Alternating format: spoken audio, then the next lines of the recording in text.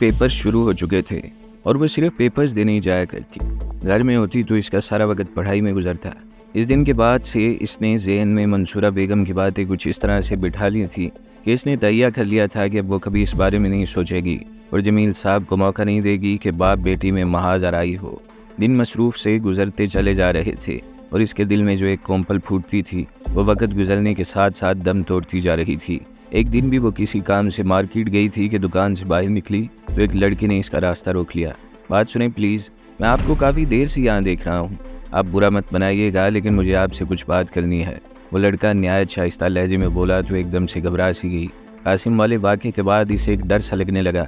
इसने थूक निगलते हुए अपने सामने और इस लड़के की पुश्त पर खड़ी अपनी लैंड क्रूज़र की तरफ देखा जिसमें शब्बीर बैठा इसे ही देख रहा था। जो ही इस लड़के ने बात शुरू की तो वो दरवाज़ा खोलकर बाहर निकल आया। रास्ता छोड़े और अपने लिए मसला न बनाए, वो दो ठोक अल्फाज में कहती वहाँ से निकलने लगी तो वो फिर से इसके रास्ते में आ गया। मेरी बात तो सुनती जाएं, मेरे लिए क्या मसला बनना है, मसला तो आपके लिए बन जाएगा अगर आपने मेरी बात सुने बगैर जाने की कोशिश की तो। इतना कहते ही लड़के ने अपनी शर्ट थोड़ी ऊपर की जहाँ इसका पिस्टल झलक रहा था। साथ ही वो लड़का मुख्तार अंदाज में इधर उधर देख रहा था। हुरैन ने लड़के की पुश्त पर देखा जहाँ शब्बीर तकरीबन इसके सर पर पहुँच चुका था।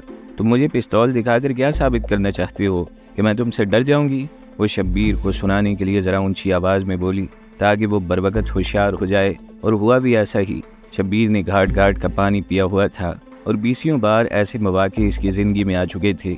इसने फ़ौरन ही लड़के की बगल में हाथ डाला और इसे अपने काबू में लेते हुए इसकी बेल्ट में अड़सा पिस्तौल खींच कर निकाल लिया। आप गाड़ी में चल कर बैठे, मैं इसका बंदोबस्त करके बस आया। वो इसे बोलता हुआ लड़के के मुंह पर एक झांपड़ जमा गया और वो जो इस पर अचानक पड़ी आफत पर घबरा सा गया था, वजनी हाथ खाने से घूम कर रह गया। हुरैन अजीब कैफियत का शिकार गाड़ी में चली आई और एक्शन हीरो बने अपने शब्बीर अंकल को शौक से देखने लगी। वाह मेरे हीरो अंकल, क्या स्टाइल है आपका। इस हाल में भी वो बड़े मज़े से शब्बीर को देखे जा रही थी जो इस लड़के की कमीज़ को फाड़ चुका था। आई ये भी तो है ना शब्बीर अंकल, आपके जैसा एक और बंदा आ जाए तो क्या हो जाना। कम अज़ कम मेरे दिल की एक ख्वाहिश तो पूरी हो ना कि मैं अपनी आंखों से देख लूँ ऐसा को बंदा। वो मायूसी भरे अंदाज में तबसरा कर रही थी और एक बार फिर इसे दौरा पड़ चुका था अपने सुपर हीरो के इंतज़ार का, और वजह भी यही शब्बीर अंकल और इसके बाबा जमील साहब थे। और दोनों अफराद को इसने इतना एक्शन में देखा था कि इसके अपने दिल में भी यही ख्वाहिश पैदा हो गई थी कि इसकी ज़िंदगी में जो भी इंसान आए वह इन दोनों से ऊपर की चीज़ हो, जो ना किसी की सुनता और ना किसी की समझता हो। जब चले तो सब रुक जाएं और जब रुके तो हर किसी के नज़र का महवर बना रहे। एक ऐसा इंसान जो इसके मामले में इसके बाबा से भी ज़्यादा जज्बाती हो और इसकी इज़्ज़त के मामले में सर पर कफन बांध ले। हाँ, ऐसा इंसान फिर से इसकी सोच से निकल कर इसके वजूद को अपने हिसार में लेने लगा था और वो बेबसी से अपनी हालत पर कुड़ रही थी। मुनीर नियाज़ी ने खाली अपनी सोच पर ही बस नहीं किया था बल्कि इसे अमली जामा पहनाते हुए इसने शाजिया की खबर रखना शुरू कर दी। इसने शाजिया के चेहरे पर एक उदासी देखी थी और यही वो वजह थी जो इसको परेशानी में मुब्तला कर रही थी। वरना जिस लड़की की शादी को कुछ अरसा हुआ हो, इसकी शक्ल से ही पता लग जाता है कि वो नई नवेली दुल्हन है।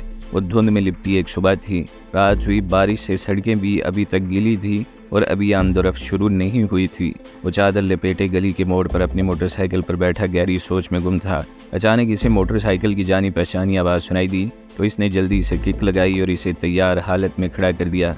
मुंह इसने अच्छी तरह चादर में लपेट लिया था कि पहचाना न जाए। थोड़ी देर में ही इसके सामने से शाजिया नासिर के साथ गुजरती हुई नजर आई तो इसने भी बाइक गेयर में डालकर इनके पीछे लगा दी। फासले का इसने खास ख्याल रखा था कि इन्हें शक न हो पाए कि कोई इनका पीछा कर रहा है।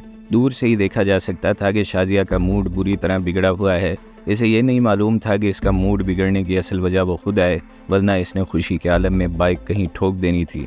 थोड़ी देर में ही सारा भेद खुल गया जब नासिर ने शाजिया को एक जगह उतारा और तेज़ी से वहाँ से निकल गया।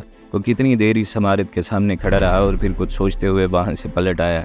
वो चाहता था कि शाजिया के सामने हुए बगैर वो इसकी खबर रखे और इसकी वजह से इसकी राह मज़ीद मुश्किल हो गई थी। अब इसे ये पता लगाना था कि शाजिया वहाँ क्या काम करती है और इसके यूं मुरझा जाने की वजह क्या थी। वापस अपनी दुकान के सामने पहुंचकर इसने बाइक रोकी और दुकान का शटर उठाकर अंदर दाखिल हो गया। इसे ये भी सोच रही थी कि वह नासिर की तरफ से भी गाफिल नहीं होगा और इस पर भी नज़र रखेगा। अगर इसने कोई ऐसी वैसी बात देखी तो वो फिर इसका वो हाल करेगा कि नासिर सारी ज़िंदगी याद रखेगा। अचानक इसने कुछ सोचते हुए वो नंबर मिलाया जो वो इस ऑफिस के बाहर से नोट करके आया था जहाँ शाजिया दाखिल हुई थी। जल्दी इसे मालूम हो गया कि वहाँ के मालिक का नाम जमशेद है और जैसे इसने शाजिया का नाम लिया इसकी हालत गैर होना शुरू हो गई। बड़ी मुश्किल से इसने अपनी कैफियत पर काबू पाया और थोड़ी बात करके फ़ोन बंद कर दिया।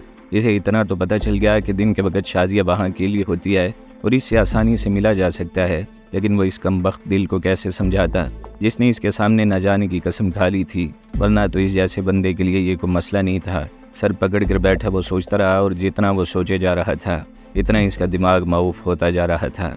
अभी वो इसी परेशानी में था कि इसे बाहर शोर शराबे की आवाज़ सुनाई दी, जैसे कुछ लोग आपस में लड़ रहे हों। वो चौंकते हुए बाहर निकला तो बाहर का मंजर देखकर इसे हकीकत में गुस्सा आ गया और वो तैश के आलम में आस्तीनें चढ़ाते हुए हुजूम की तरफ बढ़ा। हातिम को सब साफ नज़र आ रहा था कि कौन इसके साथ है और कौन इसको डसने के चक्कर में है, और अफसोस की बात यही थी कि डसने का कोटा इसके अपने अजीज़ परवेज़ साहब के कुरे में आया था। वो फैसला कर बैठा था कि वक़्त आने पर परवेज़ साहब को मुंह तोड़ जवाब देगा और इसे ज़्यादा इंतज़ार भी न करना पड़ा। अगली सुबह वो फिर से इसके घर में मौजूद थे और इसे साथ लिए बैंक जाने पर इसरार कर रहे थे। पता नहीं क्या बात थी कि आज इनका रवैया भी कल से मुख्तलिफ था।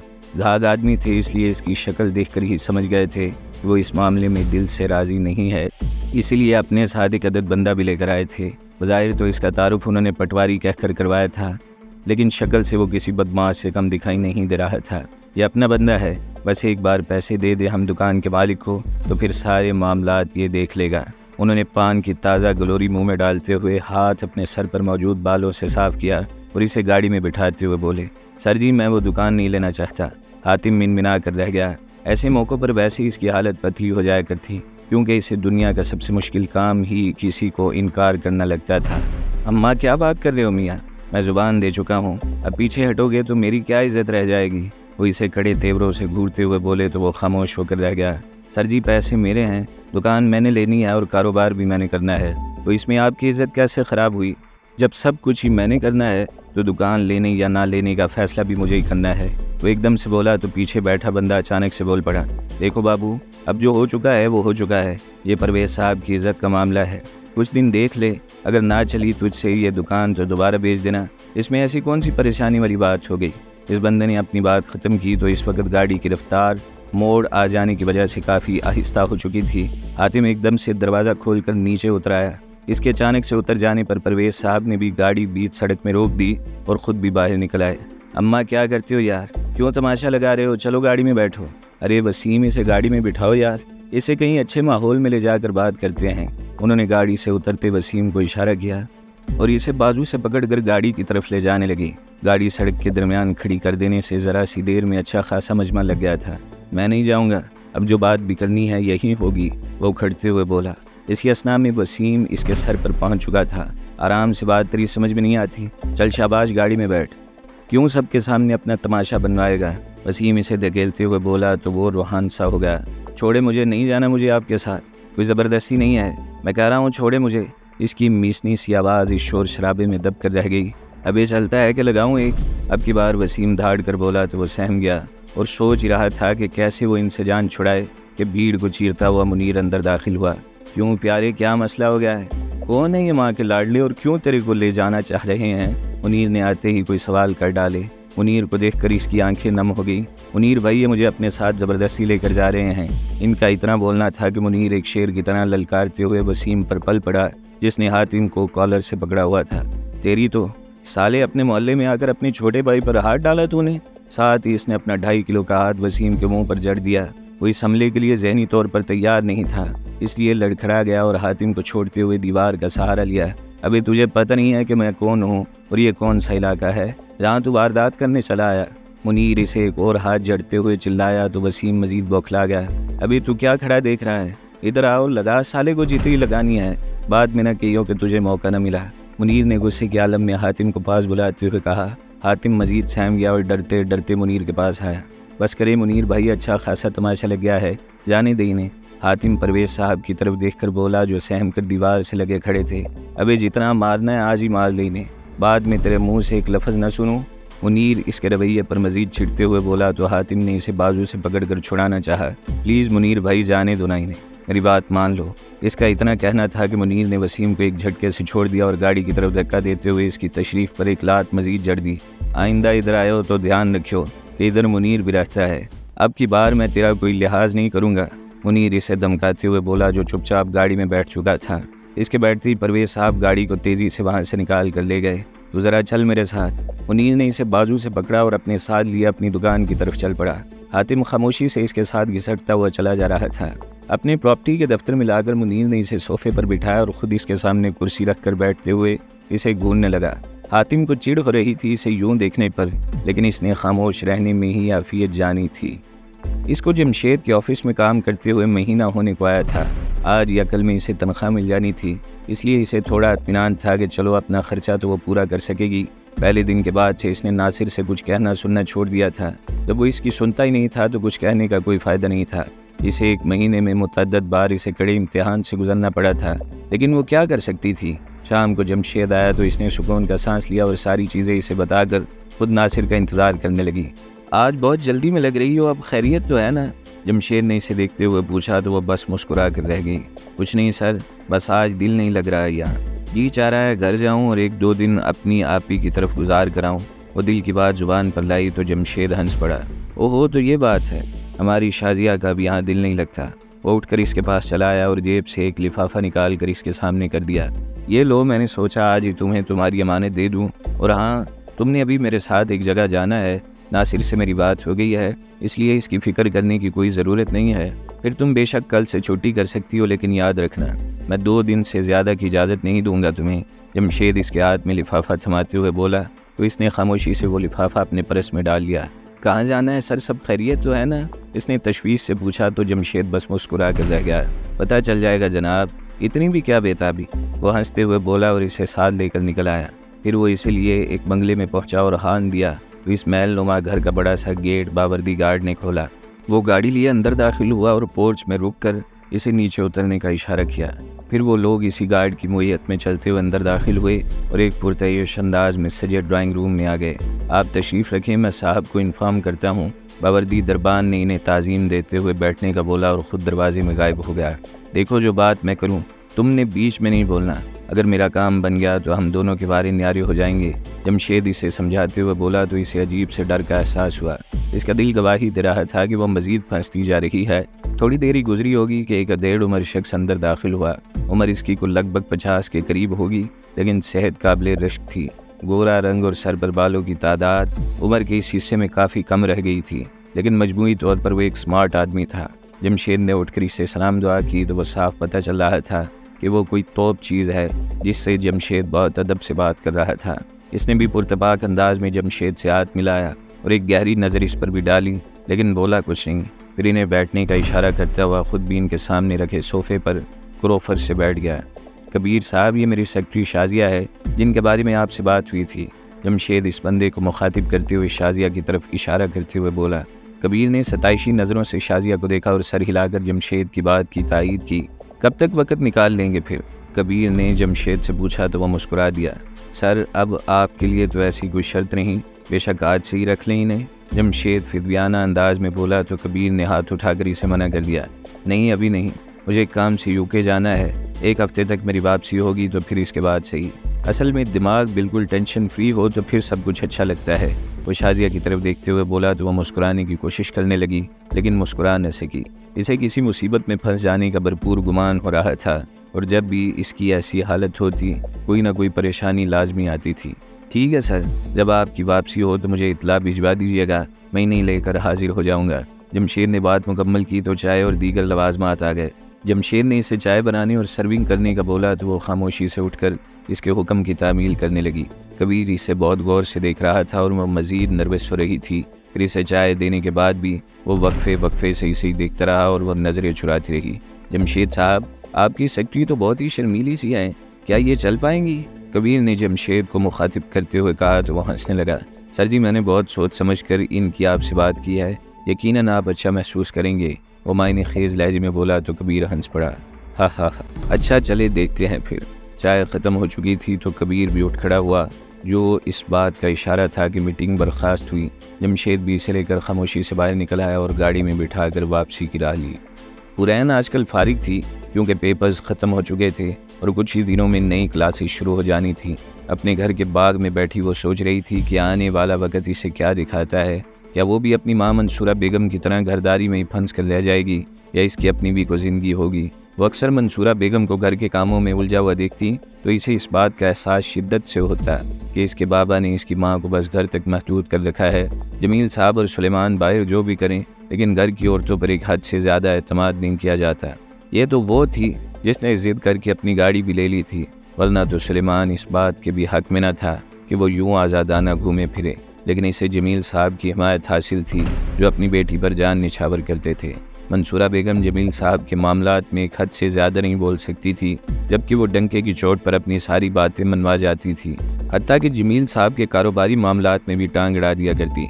इसकी इन्हीं आदतों की वजह से अब जमील साहब कोशिश करते थे कि बाहर के मामलात को बाहर ही निपटाएं। वह उदासी से बाग के कोने में लगे संगी बेंच पर बैठी गहरी सोचों में गर्क थी। काले जोड़े में इसकी दूधिया रंगत दमक रही थी और उम्र के इस हिस्से में इस पर हुस्न बहुत टूट कर अपने तमाम तर रंगों के साथ बरस रहा था। बालों का ढीला सा जोड़ा बनाए वो अपने दोनों पैर आगे पीछे हिला रही थी और दूर से देखने पर किसी शहजादी के बैठने का गुमान हो रहा था। क्या हो रहा है चुड़ैल, क्यों मुंह लटका कर बैठी हुई हो? सुलेमान इसके पीछे न जाने कब से खड़ा इसकी हालत गौर से देख रहा था। अब जब इसकी बर्दाश्त से बाहर हुआ तो पूछ बैठा, ओ भाई आप आए ना बैठें। वो आज तक सुलेमान से कभी इस तरह बात नहीं कर पाई थी जैसा एक बहन अपने भाई से करना चाहती है। एक तो इन दोनों की उम्र में अच्छा खासा फ़र्क था और दूसरा सुलेमान की नेचर इसे मज़ीद दूर करती थी।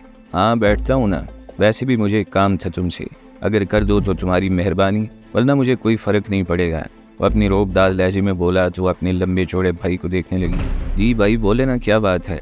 चेहरे पर एक मुस्कुराहट सजाए हुए इसने अच्छा तासुर देने की कोशिश की, लेकिन वो इसे देखने नहीं आया था, इसलिए बैठते ही अपनी बात शुरू कर दी। देखो हुरैन, तुम जानती हो कि बाबा ने मेरा खर्चा पानी बंद कर दिया है। अब मेरी ज़रूरतें हैं, 100 मसाइल होते हैं। मामा भी इनकारी हैं कि जमील साहब की इजाज़त के बगैर वो मुझे एक फूटी कोड़ी नहीं देंगी। अब मामला ऐसा है कि मुझे अपनी प्यारी सी बहन की थोड़ी मदद चाहिए। वो इसकी तरफ देखते हुए बोला तो वो इसे बीच में टोक बैठी। आपको बाबा का नाम नहीं लेना चाहिए, ये बहुत बुरी बात है कि आप इनको जमील साहब कहकर मुखातिब कर रहे हैं। वो नाक से कोड़ कर बोली तो सुलेमान इसे देखने लगा। कोई आम दिन होता तो वो इसे कोई सख्त बात कह देता, लेकिन अभी इसका अपना मतलब था, इसलिए खामोश हो गया। बताएं क्या मसला है? मुझसे जितना हो सका मैं आपकी प्रॉब्लम हल करने की कोशिश करूंगी। वो सर झुका कर बोली तो सुलेमान मुस्कुरा दिया। कोई ख़ास नहीं, बस अपनी बहन से 50,000 उधार चाहिए, जैसे ही मेरे पास आए मैं तुम्हें लौटा दूंगा। वो अपनी बात ख़त्म करके इसे मुंतज़िर नज़रों से देखने लगा। भाई अगर बाबा को पता चल गया तो मेरी खैर नहीं। इसने अपने अंदेशों का इजहार किया तो वो चिढ़ गया। यार कोई बताएगा तो पता चलेगा ना, तुम खामोशी से मुझे दे दो, जल्दी वापस कर दूंगा। वो जहर खंद लहजे में बोला तो वो खामोशी से उठ गई। चुप करके अपने कमरे में आई और अलमारी से निकाल कर 50,000 दुपट्टे के नीचे छुपाए और वापस हो ली। ये लें, और इनकी कोई वापसी नहीं आए, अगर हुए तो दे देना, वरना कोई बात नहीं। इसने नोटों का बंडल बनाते हुए सुलेमान के हाथ में थमा दिया।